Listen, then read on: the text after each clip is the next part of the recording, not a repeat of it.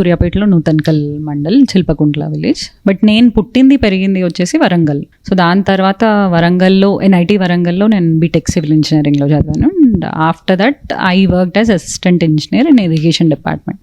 So ప్యారలల్గా civils prepare అవ్వడం జరిగింది. అండ్ దెన్ 2022 బ్యాచ్లో 2021 సివిల్ సర్వీసెస్ ఎగ్జామ్లో 161 ర్యాంక్ వచ్చింది.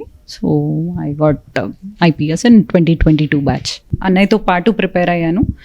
So I was working while preparation irrigation డిపార్ట్మెంట్లో. సో వర్క్ చేస్తూ ప్రిపేర్ అవ్వడం కొంచెం కష్టం. సో ఈవినింగ్ వచ్చినప్పుడు అన్నయ్య అవన్నీ ఎక్స్ప్లెయిన్ చేయడం అదంతా జరిగేది. And I gave multiple attempts. So చాలా ఫెయిల్యూర్స్ వచ్చిన తర్వాత మళ్ళీ రాయడం అది జరిగింది. సో ఆ టైంలో కూడా parents they were always there. ఎన్నిసార్లు అయినా పర్లేదు, ఈసారి మళ్ళీ ఇవ్వు, యుల్ గెట్ ఇట్ అని చెప్పేసి ఆ సపోర్ట్ కంటిన్యూస్గా ఇచ్చారు. I have to thank them. వాళ్ళ వల్లే ఇది పాసిబుల్ అయింది.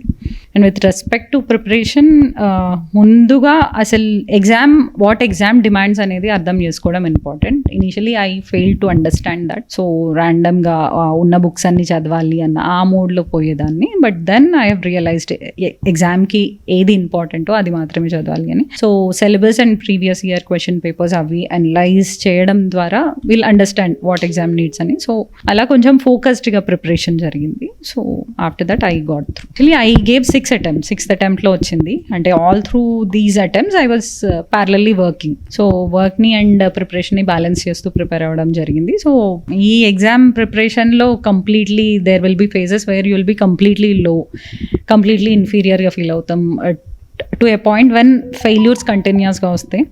బట్ దెన్ లేదు, ఐ వాంట్ దిస్, అంటే నా కంప్లీట్ ఎఫర్ట్ నేను పెట్టి వదిలేస్తా, వస్తే వచ్చింది లేకపోతే లేదు అన్న ఈ మైండ్ సెట్ తోటి నేను లాస్ట్ అటెంప్ట్లో వెళ్ళుండే.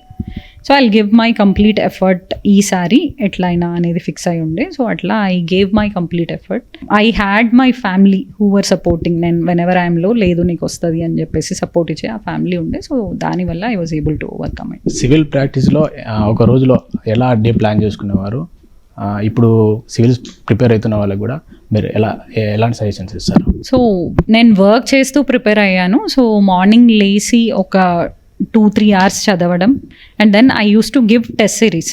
సో జనరలీ జాబ్ చేస్తూ ప్రిపేర్ అయ్యేటప్పుడు ఏంటంటే టెస్ట్ సిరీస్ అవి ఉంటే will be a bit discipline. అంటే ఈ డేట్కి ఈ టెస్ట్ ఉంది అంటే ఆ సిలబస్ కంప్లీట్ చేసి రాయడం అదంతా ఉంటుంది. సో టెస్ట్ సిరీస్ ఇస్తూ and then during the job also ఆ ట్రావెల్ టైమ్ ఆర్ దొరికిన టైంలో అట్లా ప్రిపేర్ అయ్యేదాన్ని ఐప్యాడ్ అండ్ ఫోన్లో. అండ్ మళ్ళీ వచ్చిన తర్వాత కూడా ప్రిపేర్ అయ్యేదాన్ని. అండ్ ఎగ్జామ్ దగ్గరకు వచ్చే టైంకి అయితే నేను లీవ్ పెట్టి చదవడం జరిగింది. సో అలా టైం మేనేజ్ చేసేదాన్ని.